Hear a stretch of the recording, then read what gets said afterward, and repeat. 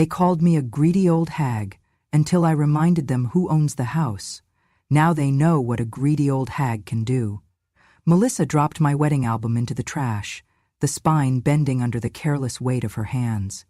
The leather cover landed with a dull thud, followed by the sharper clink of picture frames. My family's smiles, now lying face down against metal.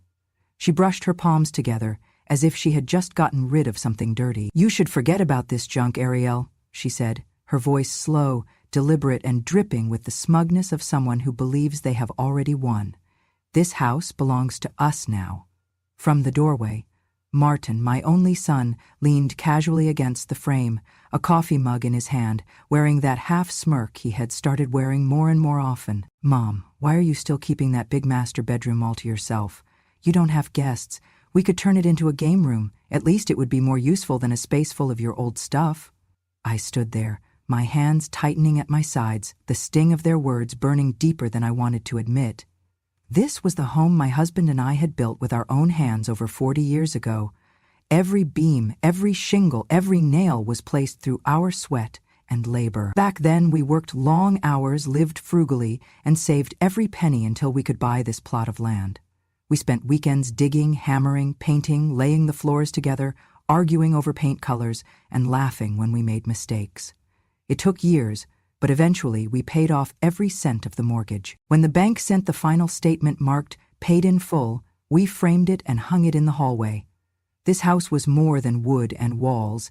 It was our story. It was where we celebrated birthdays, where our son took his first steps, where my husband's laughter echoed down the halls late at night. After my husband passed, the house became quieter. The space felt bigger, emptier, but it was still mine, and I cared for it like I always had. I kept the garden blooming the way he liked, polished the railings he carved, and sat on the porch each evening with tea, watching the neighborhood shift and change while my home remained steady. Then came the phone call from Martin. He said he and Melissa wanted to move in to help me out, to be there for me in my old age. At the time, it sounded reasonable, sweet, even. I imagined having company for dinner, laughter in the kitchen again, maybe even the warmth of family filling the empty rooms. But it did not take long for me to realize the truth. Melissa arrived with her eyes already scanning the place like a buyer inspecting a property. She moved my things without asking, replaced the curtains with something she called modern but looked like it belonged in a cheap motel, and complained about the clutter. That, to me, was a lifetime of memories. Martin said little, but his silence spoke louder than words. He let her rearrange, criticize, and claim space that was not hers. And now here they stood, Melissa throwing my history into the trash, Martin suggesting my bedroom be gutted for their entertainment. Melissa crossed her arms, her stance wide like she was already the queen of this castle. "It's selfish to hold on to space you don't use," she said sharply. "We're here now, living here every day, paying for groceries, keeping the place running. It makes sense we use the rooms the way we want." I let out a slow breath. "Melissa, you use my credit card for groceries, and this house has been running just fine for decades without your help." Her eyes narrowed, but Martin quickly stepped in. "Mom, we're not trying to fight. We just think you're stuck in the past. The house needs new energy, and frankly, you're not using it right. We're cramped in the guest room while you've got all that space to yourself." Cramped? The guest room they occupied was larger than most master bedrooms in this city. This was not about space. It was about control. Melissa tilted her head, letting a pause stretch before delivering the final blow. "You've said before you'd leave the house to Martine when you're gone. Why wait? Why not just make it official now? You're holding on out of spite, fear, or maybe you're just greedy." Greedy. The word landed like a slap. I looked at my son, waiting for him to defend me, but he only met my gaze with an unsettling stillness, as if he agreed. I thought of the times I had bailed him out, when he dropped out of college, when his business failed, when his debts threatened to swallow him whole. I had sold a piece of my land to help him once, and now he stood here, letting his wife call me greedy for keeping what little I had left. I could have shouted. I could have told them to pack their things and leave that very minute. But I didn't. Instead, I turned, walked past them, and retrieved my wedding album from the trash. I set it gently back on the shelf. exactly where it had always been. Melissa's jaw tightened, but she said nothing. "This house is mine," I said finally, my voice calm and even. "It will remain mine until the day I decide otherwise." Melissa laughed, a short, sharp sound. "We'll see about that." Martin followed her out of the room, their footsteps fading down the hall. I sat back at the kitchen table, picked up my tea and took a slow sip. They thought I was beaten. They thought my silence meant surrender. Let them think that. If they wanted to see what a greedy old hag could do, I would show them. And they would never forget it. 10 years ago, long before Martin and Melissa were standing in my living room, acting like they owned it, the story between us had already begun to crack. It was during a time when Martin was drowning, his business venture had collapsed, and with it came a mountain of debt that could have easily buried him for years. I remember the night he came over. It was late, nearly 10 o'clock, and I had been in the kitchen washing dishes. He knocked once, softly, before stepping inside, his eyes darting away from mine like a boy caught doing something wrong. I dried my hands and asked him to sit, already sensing the weight he was carrying. He told me everything in a voice just above a whisper. The investors had pulled out, his suppliers were demanding payment, and the bank had begun sending notices that felt more like threats. It was bad, worse than he had admitted to anyone else. He had nowhere else to turn. I should have asked questions, pressed him about the risks he had taken, the mistakes he had made, but I didn't. I saw my son, the same boy who once brought me dandelions from the yard and thought they were roses, sitting in front of me with his shoulders bent under the kind of shame I recognized. I had been in his place once, when I was young and foolish. I knew the desperation in his eyes. I told him I had something. Not much, but something. The land my parents had left me, a stretch of green in the small town where I grew up, was divided into 2 parcels. One I had always planned to keep. The other I had been holding on to without a clear reason, except that it was mine. 2 weeks later, I sold that parcel. The money wiped away his debt, covered the penalties, and even gave him a little breathing room to start over. He hugged me that day like a drowning man grabbing the edge of a boat. He promised he would pay me back, promised he would never forget what I had done. But time has a way of making people forget their promises, especially when they start to believe they were owed what they received. Years passed, and Martin's life smoothed out. He married Melissa, a woman who, from the beginning, seemed to measure everything and everyone by what she could gain from them. She was charming enough to most people, but I could see the way her eyes wandered over my home during their first visit, the way she asked casual questions about what I planned to do with it in the future. When she became pregnant, they came over one Sunday afternoon, Melissa glowing and Martin with that cautious smile he wore when he wanted something. We had just finished lunch when he cleared his throat. "Mom, we've been thinking," he began, looking down at his plate as if the food there was suddenly fascinating. "It would really help us if we could get into a bigger place before the baby comes." Melissa placed her hand over her stomach in that theatrical way that people do when they want to remind you of a shared obligation. "The apartment is just too small for a nursery," she said. "We've been looking at houses, but with the market right now, the down payments are insane." I listened, already knowing where this was going. Martin glanced at me, then continued, "We remembered you still have that piece of land back in Oak Ridge. If you sold it, you could easily help us buy a place. It would be a real blessing, Mom." I put my fork down and folded my hands on the table. "That land is where my parents are buried," I said. "It's not just dirt to me, Martin. It's home. It's history." Melissa gave a soft laugh that was anything but amused. "History is nice, but you can't live in history. This is about the future, our future, and your grandchild's future." I felt something twist in my chest, the same place where guilt likes to settle, but I also felt the sting of remembering the first parcel I sold for Martin. I remembered the relief in his eyes that day, and how quickly that relief had turned into expectation. I would not make the same mistake again. "I'm sorry," I said, my voice steady. "The land is not for sale." Melissa's smile vanished like a light switched off. She leaned back in her chair, her eyes sharp. "So you'd rather keep a field with a couple of headstones than help your own family?" Martin looked at her, then at me, and I could see his decision in the way his jaw tightened. "I can't believe you," he said. "After everything you've done for me." I repeated, my voice quieter now but far heavier. "Martin, I sold land to keep you from losing everything.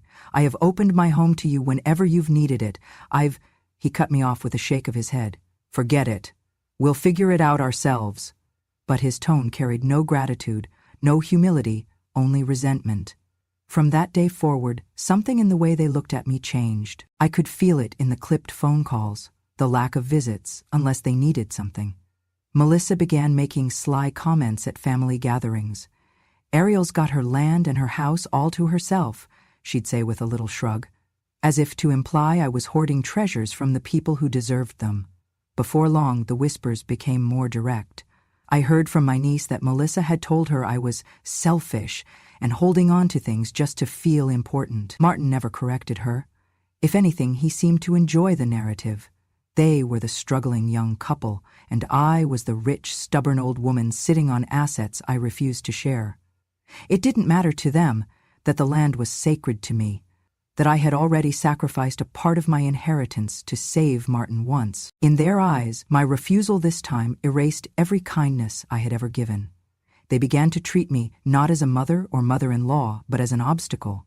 And obstacles, in their world, were things to be removed. Looking back now, I can see that this was the turning point. This was when the idea of my house, my land, my life's work being theirs stopped being a dream and started becoming a plan. They stopped asking and started scheming. I did not know exactly when they would make their move. I only knew that they would. And when they did, I would remember every slight, every whisper, every time they called me a selfish old woman to anyone who would listen. Because the truth is, they taught me something in those years. They taught me that generosity, when given to the wrong people, becomes an invitation for greed. And greed, as they were about to learn, is a dangerous thing to provoke in someone like me. The day they finally pushed me to the edge started out quiet. The kind of Miami morning where the air is warm but still, and the hum of cicadas feels like it has been there forever. I left the house after breakfast to pick up a few groceries. Just bread, milk, and the tea I like that the corner store keeps behind the counter because hardly anyone else drinks it anymore. I was gone no more than an hour. When I came back, the first thing I noticed was the silence. The kind of silence that feels wrong, like the house itself was holding its breath. I walked down the hallway toward my bedroom, my bag of groceries in hand, and stopped. The door to my room was different. A new lock, shiny and silver, glared back at me from the wood where the old brass knob had been. I reached for it, turned it, and found it locked tight. My key, the one I had kept on the same ring for decades, no longer fit. Before I could knock, I heard voices from down the hall, Melissa's voice, clipped and brisk. I followed it to the garage, and when I pushed the door open, the air inside smelled faintly of dust and the faint sweetness of cedar from my old hope chest. And there, scattered across the concrete floor, was my life. My dresser, pushed against the wall beside the lawnmower. My nightstand, its drawers hanging open. My clothes, still on hangers, stacked in uneven piles. Even the quilt my mother had sewn for me when I got married was draped carelessly over a stack of cardboard boxes. It was as if my entire existence had been uprooted and dumped in storage. Melissa was standing in the middle of it all, her phone in one hand, her other hand on her hip. She didn't look up when she said, "Guests sleep in the garage. Guests who don't pay rent should leave altogether." I set the groceries down slowly, the plastic bag handles biting into my fingers. "Melissa," I said, keeping my voice even, "this is my house. That was my room." She looked up then, meeting my gaze without a flicker of hesitation. "Not anymore. You said we could live here, so we're making some changes." "You don't use that big room," Melissa said with a shrug. "Let me repeat one more time. Like I said before, you don't even use that big room. We could turn it into something useful, maybe a home office or a studio. Anything's better than it sitting full of your old junk." Before I could answer, Martin walked in from the side door, a folded piece of paper in his hand. He didn't meet my eyes right away. "Mom," he began, his tone almost rehearsed. "We've been talking. This arrangement, it's not working. You're holding on to things that would be better for all of us if you let go." He held out the paper. "This is a transfer of ownership form. Just sign it and everything will be easier. You'll still get to live here, but the house will officially be ours. That way we can take care of it properly." I didn't take the paper. "No." His jaw tightened. "If you don't sign, then next week you'll be in a nursing home. At least there, someone will be willing to listen to you talk." The words hit me like cold water. Not because I feared a nursing home, I feared nothing from them anymore, but because of how easily my son, my own flesh and blood, could speak to me that way. "Martin," I said slowly, "your father and I built this house. We paid for it, brick by brick, and you're standing here asking me to give it away like it's nothing." He stepped closer, the paper still held out, his voice harder now. "I'm not asking, Mom. I'm telling you, if you want to make this easy, sign it. Otherwise," Melissa cut in, her voice bright and false, "otherwise we'll have to do things the hard way, and you don't want that, do you?" I looked at both of them, the woman who had married my son and immediately set her sights on my home, and the son who had once cried in my arms when his business failed, who I had rescued with the land my parents left me, and now here they were, treating me like a trespasser in my own life. I let the silence stretch, long enough for Melissa to shift her weight and for Martin to glance at her like he was wondering why I wasn't breaking yet. I bent down, picked up my grocery bag, and straightened without touching the paper he still held. "Enjoy the room," I said finally, my tone flat. "You've taken it, after all. But this house, will never be yours." Melissa laughed lightly, like she was humoring a child. "We'll see." Martin lowered the paper, but didn't put it away. His eyes lingered on me, and I could see it in his face. He believed he had all the time in the world to make me bend. What he didn't know, what neither of them knew, was that this was the moment I stopped being passive. This was the moment I decided that whatever patience I had for them was gone. I turned, walked back into the kitchen, and placed my groceries neatly on the counter. My hands were steady, my breathing calm, but inside me something had shifted into place. They thought they had backed me into a corner. They thought a locked door, a pile of my belongings in the garage, and a piece of paper could make me surrender. They were wrong. And soon they were going to learn just how wrong they were. I did not give them the satisfaction of a fight. I knew that was what they wanted, to see me shouting, to catch me angry, so they could twist the story later into something they could use. Instead, I nodded once, turned away, and went about my evening as if nothing had happened. But inside, the decision had already been made. That night, after the house went quiet, I sat at the small desk in my room, no longer the master bedroom, but the cramped spare space they had decided was good enough for me. I pulled out my old address book, the one I had kept for decades, its pages worn soft from use. My fingers found the name without hesitation: Frank Miller. Frank had been my late husband's closest friend in the service. The two of them had shared a foxhole in a war neither of them liked to talk about in detail.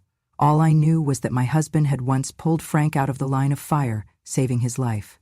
They had stayed close after they both came home, and though the years and distance had pulled them apart, the bond never broke. I had sent Frank a Christmas card every year since my husband passed. He always called me Ari, just like my husband used to. I picked up the phone and dialed the number written in his neat block handwriting. It rang twice before a warm, steady voice answered. "Ari? Well, I'll be damned. How are you, sweetheart?" I swallowed, keeping my voice even. "Frank, I'm fine, but I need to talk to you about something serious, and I think you're the only one I can trust with it." There was no hesitation. "You tell me when and where." The next afternoon, I met him at a small cafe just outside town. He looked older, silver hair cropped short, a few more lines around his eyes, but there was still something unshakable about him. His handshake was firm, his gaze direct. Over coffee, I told him everything. I didn't dramatize, didn't cry. I laid out the facts. How Martin and Melissa had moved in under the guise of helping me. How they had slowly tried to take control. How they had locked me out of my own bedroom and shoved my belongings into the garage. And how Martin had handed me a fake transfer of ownership form, threatening a nursing home if I didn't sign. By the time I finished, Frank's jaw was tight, his eyes like steel. "Ari," he said slowly, "you know I've done well for myself these past years. I've got property all over the state. But this is different. This is family. And if you're telling me you're ready to hit back, I'll make sure it's done right." I nodded. I don't just want them out of my house, Frank. I want to make sure they can never use my name, my property, or my generosity against me again. I want them to know this is not a game they can win." He smiled, a slow, dangerous smile I remembered from years ago, when he and my husband played cards and Frank was holding a hand nobody else saw coming. "Then here's what we'll do." Within a week, the paperwork was ready. It was not a transfer of ownership to Martin as he had wanted. It was a legitimate sale to Frank, drawn up by one of the best real estate attorneys in Miami. On paper, the house would no longer be mine, at least not in the way my son imagined. But the contract included very specific clauses. First, I would have the right to live in the house for the rest of my life, rent-free, with full control over my own quarters. Second, the new owner, Frank, would have the immediate legal right to remove any person who harassed me, threatened me, or disrupted my life in the home. And third, Frank would retain the right to pursue civil and criminal charges against anyone who defamed me, attempted to illegally claim the property, or caused any damage to it. The language was airtight, crafted so that not even the most creative lawyer could twist it. When I read the final draft, I looked up at Frank. "Are you sure you want to do this? This could get ugly." He shrugged. "Your husband saved my life, Ari. This is nothing compared to that. Besides," he added with a hint of mischief, "I've been looking for an excuse to use my new security team." I signed the papers without hesitation. As soon as the ink was dry, Frank leaned back in his chair. "So, when do you want to tell them?" I shook my head. "Not yet. I want them to think they've won a little longer. It'll make the fall that much harder." Frank chuckled. "You always were the quiet one, dangerous in your own way." Over the next few days, I played my part. I stayed polite, even subdued around Martin and Melissa. I let Melissa keep the master bedroom. I ignored Martin's smug glances when he passed me in the hallway. They thought they had me under control, that they had backed me into submission. What they didn't know was that every time they spoke to me like I was a burden, every time Melissa rearranged something or Martin made a remark about "when the house is ours," the noose around their plan was tightening. Frank and I set a date, one they wouldn't see coming. It was timed so that the legal transfer would already be registered, the documents filed, and Frank's authority as the owner would be beyond dispute. When the moment came, it wouldn't just be words or threats. It would be law. And when the law is on your side, you don't have to shout. You just have to open the door. I spent those days waiting not with dread, but with a kind of cold anticipation. For years I had been the one giving land, money, shelter, second chances. Now I was going to take something back, not out of malice, but out of justice. They had taken my kindness for weakness. They were about to learn the difference. The day of the transfer was warm, the kind of Florida afternoon where the sunlight feels heavier than it should. I had spent the morning in the kitchen, watching the clock, waiting for the moment when justice would finally arrive. At exactly 2 o'clock, the sound of tires on gravel announced Frank's arrival. When I stepped onto the porch, there he was, dressed in his formal military uniform, the medals on his chest catching the sun. Behind him, 2 police cruisers idled, their engines humming. Frank had always been a man of presence, but today he was the embodiment of authority. Martin and Melissa stood frozen on the front lawn, their faces pale as Frank walked toward them, holding a thick envelope of legal documents. The 2 officers flanked him, their expressions unreadable. Frank stopped in front of Martin, his voice calm but resolute. "You have 48 hours to vacate this property by court order. Ariel stays here for as long as she wishes. This is no longer your house. These officers are here on a civil standby to prevent a breach of the peace while you remove your belongings." Melissa scoffed, but her eyes betrayed her panic. "You can't just—" Frank didn't raise his voice, but the weight in his words silenced her. "I can, and I have the papers to prove it. This property is now under my ownership with a lifetime residency clause for Ariel. Any harassment, trespassing, or threats will be met with immediate legal action. And given your record, you might want to tread carefully." The neighbors had started to gather, drawn by the sight of the cruisers and Frank's uniform. Whispers moved through the crowd like wind in the grass. Martin's jaw tightened as he realized every eye was on him. They had no choice. Martin and Melissa began carrying their belongings to the car. Boxes, suitcases, even a large television they had insisted was theirs, despite me knowing full well it wasn't. With each trip from the house to the car, their humiliation grew. Melissa refused to meet my eyes. Martin avoided looking at anyone at all. When the last box was loaded, they climbed into the car. Before they left the curb, one officer issued a formal trespass warning. If they returned to the property or harassed me again, they could be arrested on the spot. The engine coughed to life and they drove away down the street. I exhaled, thinking maybe, just maybe, that was the last I'd see of them. They did not go far. Just days later, Linda, my neighbor down the street, told me she had seen them moving into a run-down apartment complex only 4 blocks away. They kept their heads down, avoiding the police whenever possible, because they were trying to dodge a suspended sentence from a fraud case in another state. Probation check-ins and a travel restriction kept them tethered to the city, so they holed up 4 blocks away, close enough to watch my porch lights at night. I was wrong. It all made sense. They weren't leaving the area because they couldn't. They were tied here, hiding in plain sight. And as much as I wanted to believe they were gone for good, I knew in my bones they were watching me, waiting. I didn't let on that I knew. Instead, I went about my days quietly, caring for the garden, visiting the small cafe downtown, keeping my routines steady.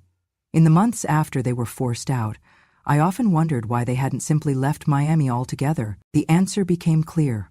Probation had them tethered to the city, and their suspended sentence meant they had to check in with authorities regularly. They rented a cramped apartment only 4 blocks away, not because they wanted to be close to family, but because it kept me in sight. They weren't neighbors, they were vultures circling, waiting for me to let my guard down. But in the back of my mind, the thought remained, they will come back, and when they do, I'll be ready. The police cars and Frank's uniform had made for a good show that day, but the real victory wasn't in seeing them humiliated. It was in knowing I had legal protection now. They could threaten, they could lurk, but they could not take the one thing they wanted most. I kept my phone close at all times. I installed a new security system, one that sent alerts directly to the local police, and I told myself, over and over, silence isn't weakness, it's waiting for the right moment to strike. For nearly a year, nothing happened. Sometimes I would catch a glimpse of them, Melissa in the corner store, Martin standing outside the pawn shop, but they never approached me. Still, there was something in their faces, a hunger that hadn't been satisfied, and deep down I knew the storm hadn't passed. It was only gathering strength. It was about 6 months after Martin and Melissa were gone when I first heard about Mark. I had known, of course, that their finances were a mess, even before I pushed them out. They had been living on my generosity for months, not because they needed to, but because it was easier than taking responsibility for their own lives. But I never imagined they could sink low enough to do what they did next. The news came from my neighbor, Linda, who has a cousin that works at the county's Department of Children and Families. Linda came over one evening, holding a casserole and looking at me with that kind of careful pity that makes your stomach knot. She said she'd overheard that Martin and Melissa had filed for bankruptcy, that they'd lost whatever little they still owned, and that, in the middle of all that, they'd taken their son, my grandson, 9 years old, and left him at a state-run orphanage. No goodbye, no explanation. They just dropped him off? I asked, my voice flat because I didn't know what else to do with the anger rising in my chest. Linda nodded, her eyes searching mine. Ariel, I'm sorry. I thought you should hear it from me before you heard it from anyone else. That night I barely slept. I kept picturing Mark as I remembered him, skinny arms, brown hair always falling into his eyes, the way he used to sit quietly at the kitchen table when they still lived here, as if afraid to speak. He had never been a loud child. Melissa called him difficult. Martin said he was too sensitive, but I had seen something else in him, watchfulness, a kind of quiet intelligence that made him seem older than his years. And now they had left him behind like he was nothing. The next morning, I called the county office. The woman who answered listened carefully as I explained who I was. There were forms to fill out, background checks, a home inspection, more red tape than I would have thought possible, but I didn't hesitate for a second. Every step I took was driven by the same thought. Mark would not spend another night thinking no one in the world wanted him. Within 3 weeks, DCF approved a kinship placement, and I was granted temporary guardianship. The adoption paperwork would follow in due course.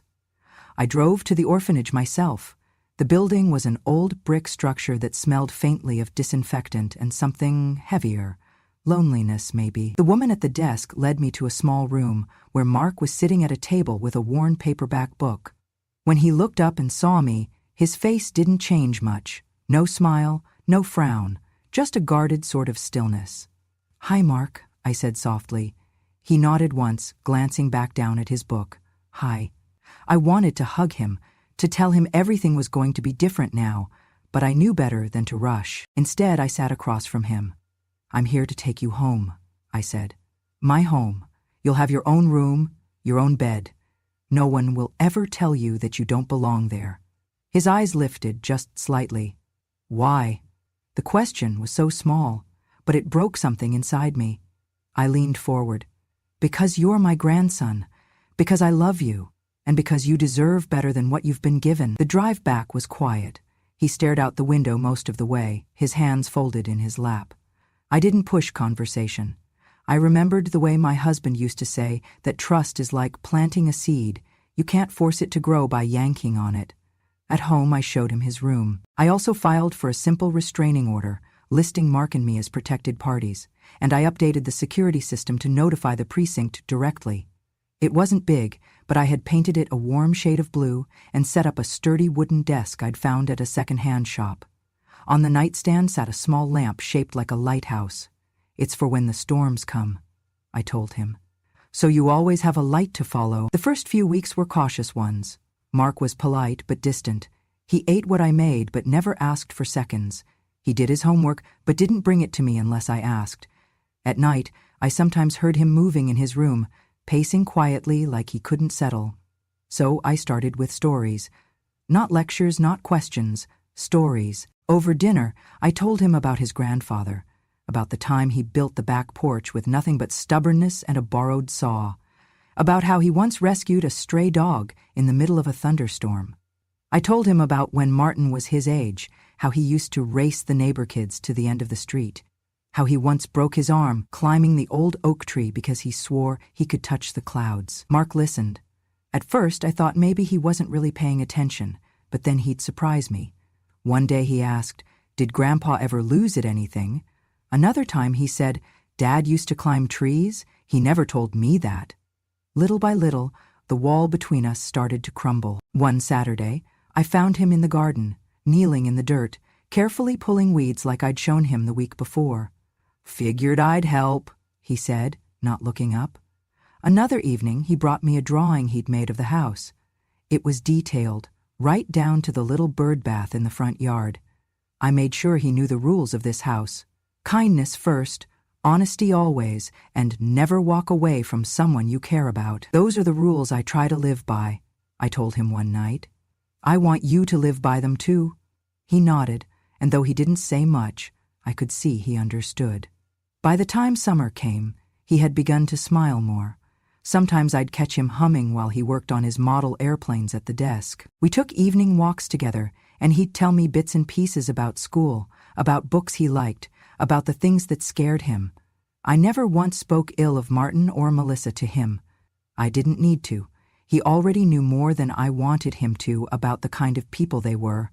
My job now was not to fill him with anger, but to show him what love looked like, when it was steady, reliable, and real. And for the first time in a long while, this house, my house, felt alive again. Not because it was full of noise or crowded with people, but because the person living here with me finally understood that it was a place where he belonged. What I didn't know then was that the peace we'd built together would soon be tested in a way that would make every quiet lesson, every story, every moment of trust matter more than ever. 1 year to the week since Martin and Melissa were forced out, we were lighting 10 candles. The first birthday Mark would celebrate in a home that felt like his. Tonight we were celebrating Mark's 10th birthday, the first one he'd had here, the first one in years where he wasn't looking over his shoulder. It was a small celebration, just the two of us. The kitchen was warm with the smell of chocolate cake, the frosting smooth and shining under the light. 10 candles flickered in front of him, their flames reflecting in his eyes. He leaned forward, blew them all out in a single breath, and smiled. Really smiled. That alone was worth everything I had done in the past year. We were cutting into the cake when a sound shattered the moment. Knocking, no, pounding, at the front door. heavy, frantic, and unrelenting. I froze for half a second, then set my fork down. "Stay here," I told Mark. "Don't move from this table no matter what." He nodded, sensing the change in my tone. I walked to the door slowly, the pounding growing louder. In the pit of my stomach, I already knew who it was. When I opened the door, the porch light revealed two figures from my past. The past I'd hoped would stay buried. Martin and Melissa. They looked nothing like the people who had strutted through my home a year ago, certain they could take whatever they wanted. Martin's face was gaunt, his hair overgrown, his shirt stained and wrinkled. Melissa's eyes were bloodshot, her makeup smudged, her clothes worn thin. The scent of stale alcohol and cigarettes clung to both of them. Martin tried to force a smile. "Mom, we need to talk." I stayed in the doorway, blocking their view of the kitchen. "What do you want?" Melissa's voice was sharper, with an edge of desperation. "We've lost everything. The place we were staying kicked us out. We need a place to stay." "And money?" I shook my head. "No." Her eyes narrowed. "If you don't help us, you'll regret it." Martin's expression hardened. "This isn't a request. We're broke, Mom. And you have more than enough. You're going to help us." "I'm not," I said evenly. "Leave." For a moment, silence hung between us. Then Martin's jaw clenched, and he reached into his jacket. The metallic snap of a folding knife locking into place cut through the night. "You're going to give me the money," he said, his voice low and dangerous. "Or you're going to die, right here on your porch." Melissa stepped closer, her hands twitching. "Don't make this harder than it needs to be, Ariel." I didn't move back, but I kept my body angled so they couldn't see past me. "You think threatening me will get you what you want? That's not how this ends." Martin took a step forward. "I'm not leaving without it." That was when I heard it, the faint creak of the kitchen floorboard behind me. Mark. But he didn't come into view. Instead, I caught the soft, deliberate beeps of numbers being dialed. "My parents are threatening to kill my grandmother," I heard him say into the phone, his voice steady. "Please send officers right away." Melissa's eyes flicked toward the sound, realization dawning too late. In the distance, sirens began to wail, growing louder with each passing second. Martin's grip on the knife tightened. "You called the cops?" I allowed myself the smallest of smiles. "No." Mark did. For the first time, I saw something shift in Martin's eyes, not just anger, but a flicker of shame. His own son had chosen to protect me, the woman he'd tried to destroy. The night air split with the crunch of boots on gravel and the clipped voices of officers calling commands. Flashlights cut across the porch, throwing Martin and Melissa into stark relief. The officers didn't waste time. One moved to block Martin's path, the other closed in on Melissa. Metal cuffs snapped shut, cold and final. "Drop the knife," one barked. Martin froze for a heartbeat, then let the blade fall to the porch with a dull clatter. The officers moved in fast, cuffing him and Melissa before they could say another word. As they were led toward the cruisers, Martin twisted his head toward Mark, his voice raw. "You ungrateful brat! You've destroyed your own father and mother. You'll pay for this!" Mark stepped forward, his small frame steady in the porch light. "I'm not cold-blooded like you," he said clearly. "You just got what you deserve. You tried to destroy your own mother. You're the ungrateful one." Martin stopped speaking, the fight gone from his face. Melissa opened her mouth to plead, but no words came. The doors of the cruisers slammed shut, and the cars pulled away, leaving only the echo of sirens fading into the night. Mark came to stand beside me, his hand slipping into mine. "I understand everything they've done," he said quietly, "and I'm grateful for you. I'll study hard, and I'll repay you one day. Please believe in me." I squeezed his hand, the warm glow from the kitchen spilling out behind us. "I do, Mark. I always will." We stepped back inside, leaving the dark night outside where it belonged. And that's the truth of it. Some people will tell you family is everything, but the truth is, family is only everything if it acts like family. They called me a greedy old hag. They tried to take my home, my dignity, and even my life. But all they really did was give me a reason to fight harder for the only family I have left. If you've ever been underestimated, if you've ever been pushed aside, I want you to remember this. Revenge doesn't have to be loud. Sometimes the quiet kind is the one they never forget. This was my story. If you want to hear more true stories from this old heart, stories of betrayal, justice, and the kind of revenge that only time can deliver, make sure you subscribe to Grandma True Stories, because I still have more to tell, and you don't want to miss what's coming next.